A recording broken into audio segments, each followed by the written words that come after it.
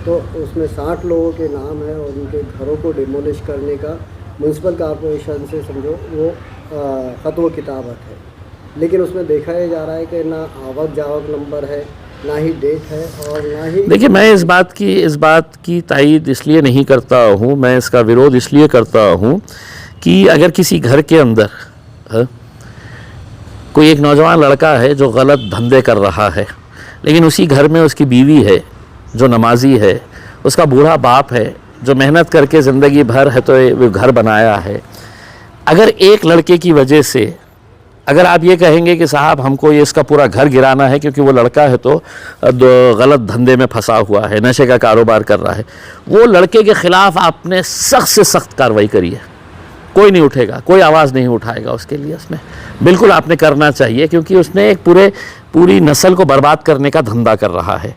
लेकिन उसकी बीवी का, उसके अगर छोटे बच्चे होंगे, उसके बूढ़े माँ बाप होंगे तो उनका क्या कसूर है? अगर आप ये कार्रवाई करने का सोच रहे हैं तो आप ये समझ लीजिएगा कि हिंदुस्तान के अंदर अब कायदे कानून का राज नहीं है, जुडिशरी का राज्य नहीं है, अब यहाँ पर हुक्मशाही चल रही है और जंगल राज चल रहा है करके। तो हम किसी भी तरह की ऐसी कार्रवाई का हम समर्थन नहीं करेंगे। हम आपको साफ कह रहे हैं कि जो दोषी है उसके ऊपर सख्त कार्रवाई करिएगा, क्योंकि वो 2 पैसा कमाने के चक्कर के अंदर एक पूरी नस्ल को है तो नशे का आदी बना रहा है, पूरे नस्ल को बर्बाद कर रहा है, तो उसके ऊपर तो कार्रवाई होनी चाहिए। लेकिन घर तोड़ने का ये कहाँ का वो है उसमें? ठीक है, हमें भी पता नहीं है कि ये लेटर सही है या फेक है करके, लेकिन हमारी राय लेटर सही भी रहा तो यही है, फेक भी रहा तो यही है।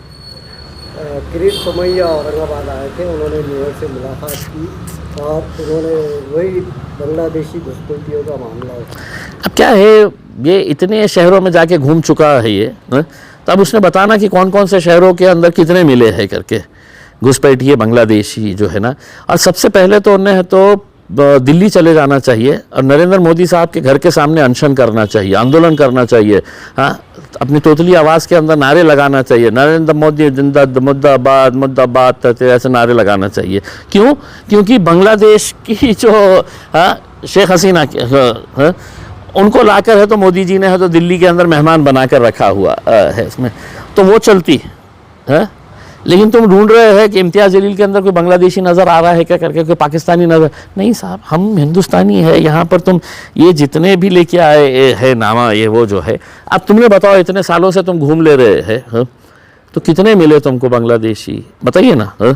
मुझे आज भी अच्छी तरह से याद है कि मैं जब विधानसभा के अंदर था तो परभनी के एक MLA ने खड़े होकर कहा था कि वहाँ पर इतने सारे बांग्लादेशी है करके। हम फ़ौरन खड़े हो गए थे, हम बोले थे साहब फ़ौरन इसको पकड़ो और इसको बोलो एक घर पे लेके जाए करके कि कौन कौन है करके बांग्ला, इसके पास इतनी बड़ी पुख्ता जानकारी है करके।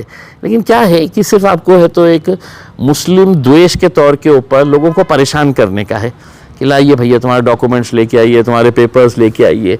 हाँ भाई, मैं इस शहर में रहता हूँ ना, मैं आपको बोल सकता हूँ कि यहाँ पे कोई है तो ऐसा घुसपैठिया मिलेगा नहीं करके। मैं भी MP था उसमें, हमें भी मालूम है कि यहाँ पे। लेकिन क्या है कि अब एक तरीके से आपको कैसा तो भी टारगेट करने का है, मुद्दों को भटकाने का है, तो यही सब चीज़ें कराते रहते हो।